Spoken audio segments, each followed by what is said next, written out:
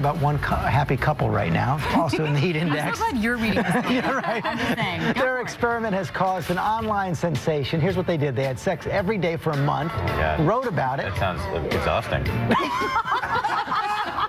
ABC's Abby Boudreau has the story.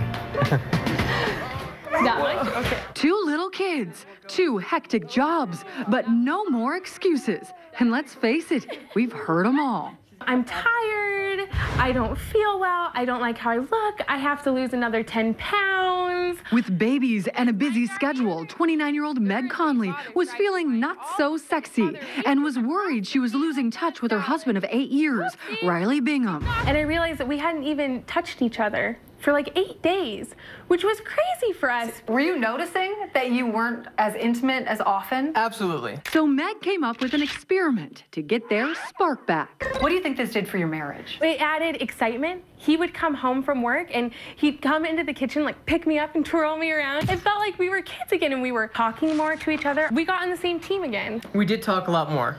We became much more generous, less selfish. And though they say they are no longer having sex every day, we still make it a point to be intimate every day, whether it's hand-holding or kissing, something that's just her and I, where we feel close, no matter how long the day is, it's just us. For Good Morning America, Abby Boudreau, ABC News, Provo, Utah. We're here with our relationship coach, Donna Barnes, and here's the challenge. We're going to have this entire discussion, and it's going to be appropriate for morning television. Yeah. Right. So give us your take. And nobody's going to giggle. Yes.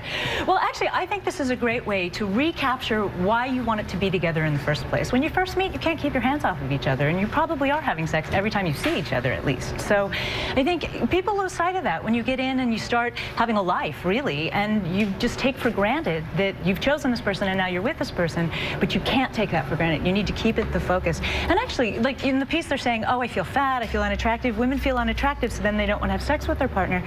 But it's a big, because they don't want to turn him off, but it's a bigger turn off to just not have sex with him, because then he feels rejected and unwanted, and then potentially looks for it elsewhere. That all makes sense, but forcing the act every day, Right. could that signal a bigger problem? Well, yes. I mean, if you look at it like you're being forced to do it, it's all about what you think about it. I think if you're like, oh, geez, that's the chore, I don't want to do it, then of course you're not going to want to do it. But if you get yourself excited about it and say, this is great, it's going to be a great Yeah, and they saw it as a shared adventure. Right. Yeah, exactly. And it's like working out, right? I mean, you get in a habit. Well, yes. And with the same cardiovascular benefit. Yes, well, and just do it like you do with your working out. Yeah. I'm a big fan of scheduling it. Like, George is sinking into his chair. No, I'm just taking it all in. It's okay. He's taking notes, actually. Yes. It's been pointed out by somebody in the control room that Ginger is newly married. So. Well, for those of you who aren't, I think really just putting a conscious effort on it is really a way, and rethink how you think about it. You know, if you know that you're going to have it every night, then you can get yourself excited about it. If you like music, if you like candles, you know, I had one client who said to me, he never lights candles, he never plays music, and I said, well, you do that. If you like that, you do that, and then you can enjoy it together. Excellent advice. Thank you Donna. so much. Thank you. Let's go outside to Michael.